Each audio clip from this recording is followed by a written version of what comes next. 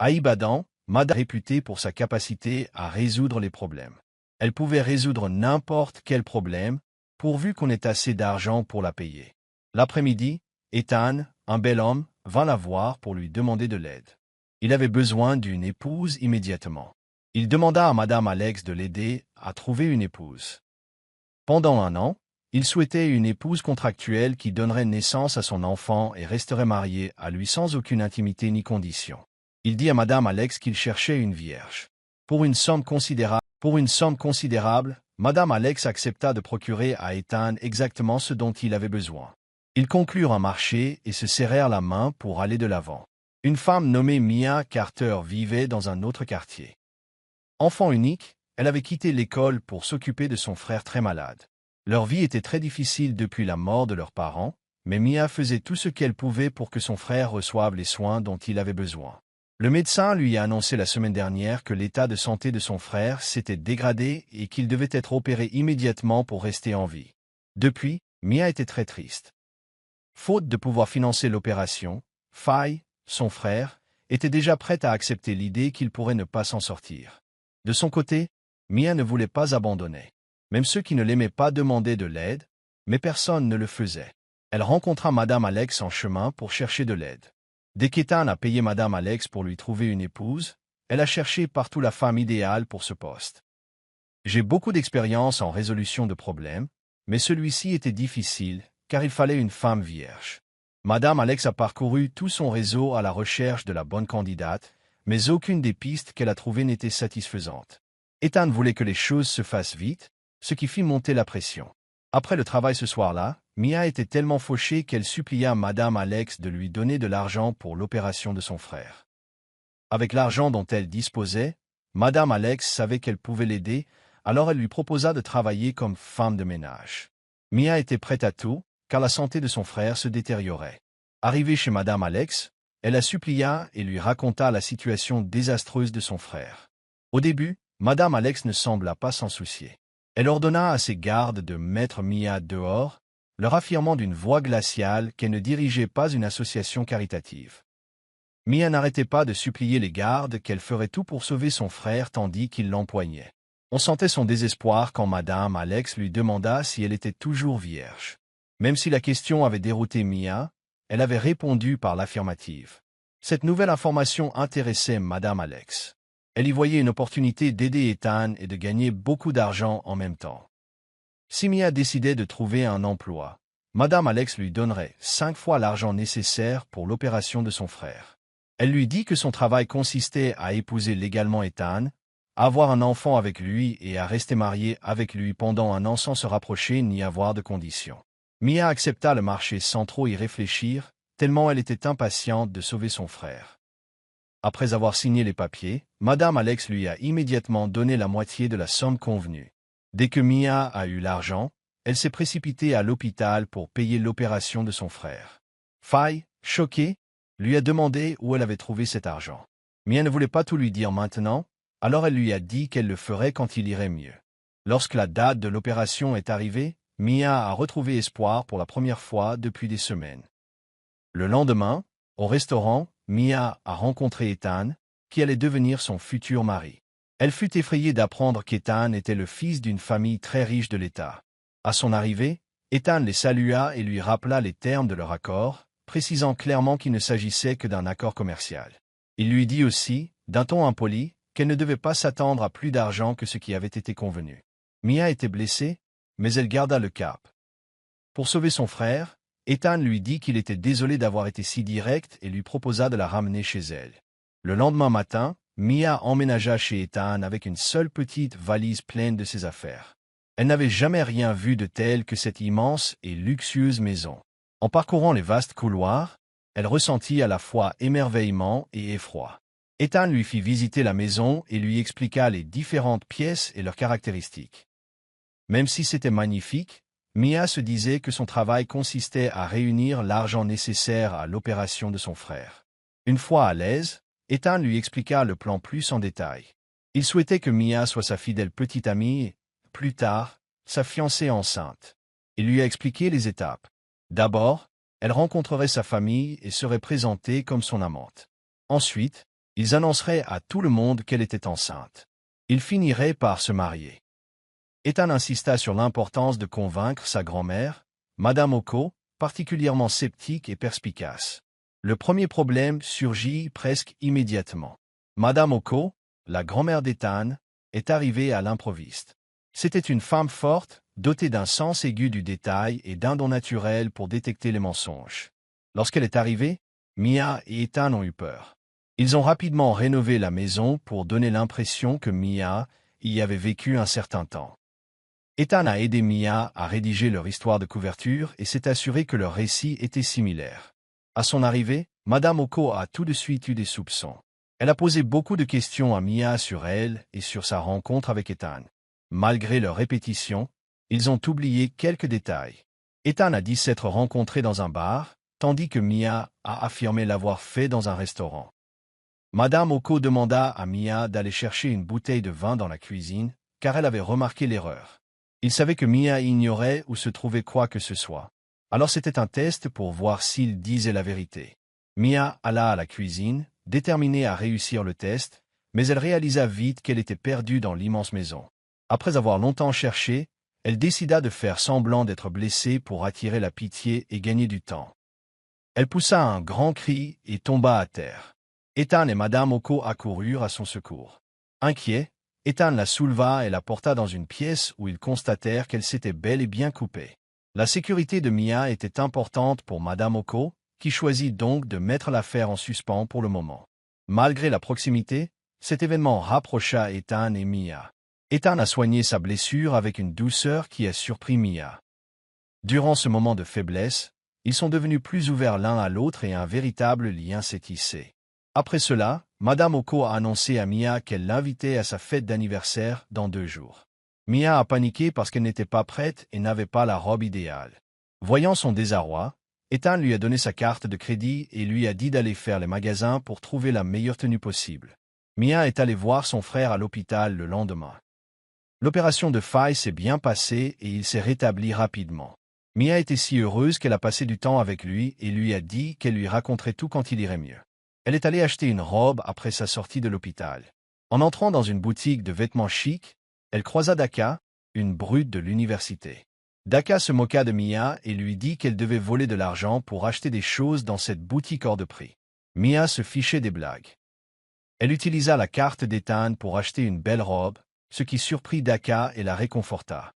Mia se préparait pour l'anniversaire de Madame Oko dans sa nouvelle robe, déterminée à faire bonne impression et à poursuivre leur numéro. Le jour J, Mia était à la fois excitée et inquiète. Elle ressentait un mélange de confiance et de peur en portant la belle robe qu'elle avait achetée.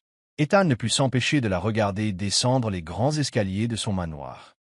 Elle était magnifique, et il oublia ses problèmes l'espace d'un instant en savourant sa beauté. Ethan rattrapa rapidement Mia avant qu'elle ne tombe sur ses talons hauts. Avant de se rendre à la fête, ils échangèrent un sourire sincère et rapide. Dignitaires et membres de familles influentes revêtirent leurs plus beaux atours pour cette soirée chic. Mia et Ethan allaient à merveille ensemble, et les gens murmuraient à leur sujet tandis qu'ils traversaient la foule. Mia ne put s'empêcher de remarquer qu'une fille nommée Adla et sa mère la regardaient d'un mauvais œil. Adla pensait à Ethan depuis longtemps, tellement elle était jolie et charmante. Le voir avec Mia la rendait à la fois furieuse et déterminée. La fêtarde, Madame Oko, était assise au milieu de la pièce, entourée de gens joyeux. Elle était ravie de voir Ethan et Mia arriver derrière elle. Elle les accueillit chaleureusement et leur dit combien elle était heureuse de voir Ethan avec Mia. Ethan et Mia étaient tous deux nerveux à l'idée de la soirée, mais les paroles de Madame Oko les rassurèrent et leur redonnèrent espoir. Cependant, il ne fut pas facile d'arrêter Adla et sa mère. Voulant ruiner les plans de Mia, Adla renversa par hasard un verre sur elle, tachant sa belle robe. Ah! Mia, très en colère, partit nettoyer les toilettes des dames, et Adla la suivit rapidement. Pour obtenir des informations contre Mia, Adla lui posa beaucoup de questions sur son passé pendant qu'elles étaient aux toilettes. Elle se moqua de ses humbles origines, mais Mia resta ferme et défendit ses valeurs et son honnêteté. Mia était sur le point de se battre avec lui lorsqu'elle entendit la voix d'Ethan l'appeler. Il la cherchait et ses yeux avaient une étrange lueur. Il lui dit de ne pas s'inquiéter, car il avait un cadeau pour elle. Mia le suivit jusqu'à la fête, où ils furent accueillis par une foule qui les attendait. Ethan la demanda en mariage sur-le-champ, s'agenouillant et sortant une bague. Tout le monde fut surpris. Les acclamations se firent entendre de tous côtés, et Mia, sous le choc, accepta. Madame Oko applaudit bruyamment. Elle était fière de son petit-fils et impatiente de le voir fonder une famille. Mia fut choquée par l'idée, car elle ne faisait pas partie du plan initial. Plus tard, elle demanda à Ethan pourquoi il l'avait demandé en mariage ce soir-là plutôt qu'à l'heure convenue. Ethan répondit qu'il devait continuer à faire semblant pour que sa grand-mère n'ait pas encore plus de soupçons. Il laissa également entendre que ses sentiments pour Mia grandissaient, mais il ne le dit pas ouvertement. Au même moment, Padilla, le cœur brisé par cette demande, décida qu'elle ne pouvait pas laisser passer l'occasion. Elle espérait attirer l'attention d'Ethan, alors le voir demander quelqu'un d'autre en mariage lui fit mal. Pour découvrir la vérité et récupérer Ethan, Adila a engagé un détective privé pour enquêter sur le passé de Mia. L'inspecteur a travaillé sans relâche, surveillant Mia en permanence, et a finalement découvert la vérité sur le mariage contractuel. Forte de ces informations, Adila s'est rendue chez Madame Oko et lui a parlé du faux mariage. La nouvelle a choqué et blessé Madame Oko. Lorsqu'Adila lui a montré le contrat signé, son monde s'est écroulé. Elle s'est évanouie aussitôt, car la nouvelle était trop dure pour elle. Adila a crié à l'aide, et le médecin de Madame Oko, qui l'a soignée pour un cancer qui allait bientôt la tuer, est venu à son secours. Le médecin a conseillé à Madame Oko d'informer sa famille de sa maladie, mais elle ne l'a pas fait. Pendant 5 ans, elle les a prévenus. La nouvelle du mariage contractuel et de sa maladie la rendit très triste. Elle demanda à Adila de partir et réfléchit pendant des heures. Elle força Ethan à se marier et à avoir un enfant rapidement, car elle voulait assurer la sécurité de sa famille avant sa mort. La fausse demande en mariage d'Ethan et Mia et le baiser chaleureux qu'ils ont échangé semblaient les avoir rapprochés. Ils semblaient apprécier davantage la compagnie de l'autre, rire aux blagues et partager des moments plus authentiques. Un après-midi, Madame Oko est arrivée à l'improviste alors qu'ils mangeaient et discutaient. Ils firent rapidement semblant d'être amoureux, mais la présence de Madame Oko les empêcha de continuer à jouer la comédie. Lorsqu'elle annonça qu'elle resterait dormir, Mia et Ethan préparèrent rapidement la chambre d'amis. Mais Madame Oko leur demanda pourquoi ils dormaient dans des chambres différentes. Mia inventa rapidement une histoire selon laquelle elle dormait dans la chambre d'Ethan, mais gardait ses affaires dans l'autre pièce. Madame Oko prétendit comprendre et alla se coucher. Au début, Mia et Ethan n'aimaient pas partager une chambre, mais ils durent continuer à faire semblant. Cette nuit-là, la tension était palpable. Ils essayaient de rester normaux en bavardant et en restant loin l'un de l'autre. Pourtant, plus la soirée avançait, plus il devenait difficile d'ignorer à quel point ils s'aimaient. Il y avait une alchimie évidente entre eux, et le simple fait d'être ensemble commençait à se fondre dans la réalité. À leur réveil le lendemain matin, Madame Oko leur sourit, comme si elle savait qu'ils se rapprochaient. Elle souhaitait vraiment que leur relation devienne réelle. Ethan et Mia se sentaient de plus en plus attirés l'un par l'autre, et leur cœur s'emballait, rempli de désirs qu'ils n'exprimaient pas à voix haute. Ils avaient tous deux peur de se confier, craignant que cela ne complique leur projet. Il devenait de plus en plus difficile de distinguer leurs fausses relations de leurs véritables sentiments, ce qui préparait le terrain pour un voyage qui allait les transformer tous deux. Le lendemain, je sentais qu'Ethan était nerveux alors qu'il était assis en face de sa grand-mère, Madame Oko, dans son élégant bureau.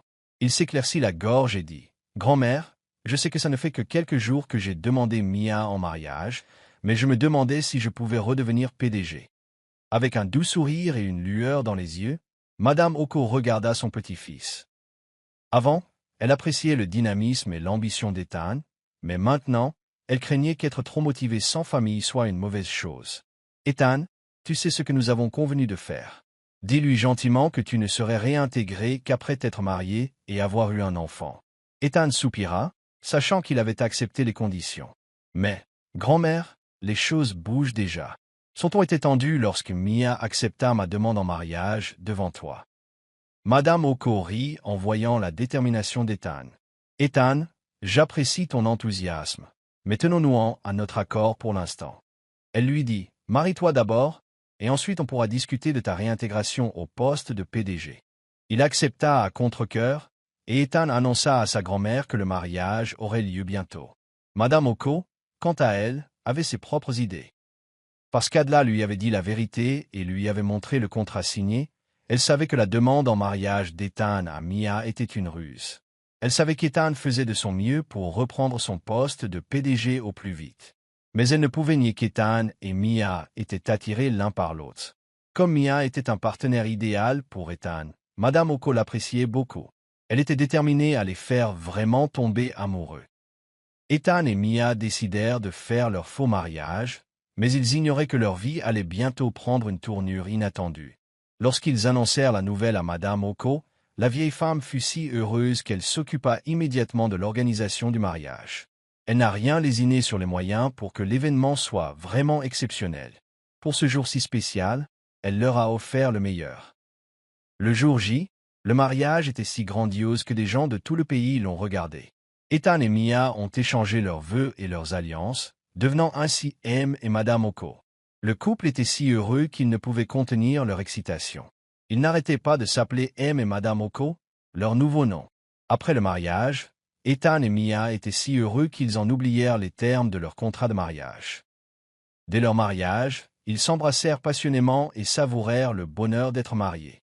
Cet heureux événement prit cependant une tournure triste lorsque Madame Oko s'évanouit subitement pendant le dîner de mariage. Lorsque Madame Oko fut transportée d'urgence à l'hôpital, Ethan et Mia furent bouleversés d'apprendre la terrible nouvelle. Elle luttait contre un cancer du poumon depuis 5 ans. L'esprit vide, Ethan ne comprenait pas la tournure soudaine des événements. Mia se tenait à ses côtés et l'aidait à traverser cette épreuve en étant présente pour lui. Même s'ils ignoraient ce qui allait arriver à Madame Oko, ils ont dû affronter la réalité. Tandis qu'Ethan et Mia écoutaient le médecin leur annoncer la mauvaise nouvelle, ils sentaient le poids de la crise peser sur eux. Le médecin a expliqué à Madame Oko la gravité de son état et a discuté des options de traitement et des résultats possibles. Ethan avait du mal à accepter la dure réalité. Sa grand-mère était malade. Il se sentait désespéré et déprimé. Sa grand-mère était son seul véritable membre de la famille depuis la mort de ses parents dans un terrible accident de voiture. Lorsqu'il a fait part de ses inquiétudes à Mia, elle a fait de son mieux pour le rassurer en lui disant qu'ils allaient affronter ce problème ensemble, en équipe. Le couple a trouvé du réconfort dans la présence l'un de l'autre, attendant avec anxiété des nouvelles de Madame Oko. Ils se sont appuyés l'un sur l'autre pour trouver soutien et force, se rapprochant dans les moments difficiles. En entendant sa grand-mère parler, il sentit une boule dans sa gorge. Il avait fait ce qu'il pensait nécessaire pour obtenir le poste de PDG, mais il comprenait maintenant que ce qu'il avait fait était mal. Madame Oko tendit la main pour saisir celle d'Ethan, et malgré son récent malaise, sa prise était étonnamment forte. J'ai compris que tout l'argent et le succès du monde ne valaient rien sans l'amour et le soutien de ma famille quand on m'a annoncé que j'avais un cancer. C'est pourquoi je t'ai dit que tu devais te marier et avoir un enfant avant de pouvoir reprendre ton poste de PDG, a-t-elle dit. Lorsque la grand-mère d'Ethan a parlé, ses yeux se sont agrandis sous le choc. Mais je pensais que tu l'ignorais, grand-mère. Il s'étrangla en disant, je pensais faire ce qui était le mieux pour la famille. Madame Oko lui adressa un doux sourire. Ethan, tu pensais à ton entreprise, mais moi, je pensais à toi, à nous et à ton avenir. La vraie richesse, ce sont les expériences que l'on vit avec les gens qui nous sont chers. Je veux que tu comprennes ça, mon cher. Voir sa grand-mère rendit Ethan très triste et ses yeux se remplirent de larmes. Elle avait toujours eu raison, et il était étonné de voir à quel point elle l'aimait. Elle faisait passer son avenir avant celui de l'entreprise, car elle se souciait de lui. C'est alors qu'Ethan a compris que la famille était vraiment la chose la plus importante dans la vie. Mia a acquiescé, les yeux brillants de larmes. On a compris, grand-mère, et désormais, nous ferons en sorte que notre famille. Elle est le passe avant tout forte. Madame Oko souriait, aimante et fière de ses petits-enfants. Elle demanda à Ethan et Mia ce qu'ils voulaient lui dire. Ils laissèrent échapper que Mia était enceinte de 2 semaines. D'un accord commercial à une véritable relation, l'histoire d'Ethan et Mia a montré l'importance de l'amour, de la famille et de l'honnêteté. Merci d'avoir pris le temps d'écouter cette touchante histoire d'amour. N'oubliez pas d'aimer, de partager et de vous abonner si vous avez aimé cette émission. Qu'en pensez-vous? Dites-le nous dans les commentaires et restez connectés pour découvrir d'autres histoires intéressantes.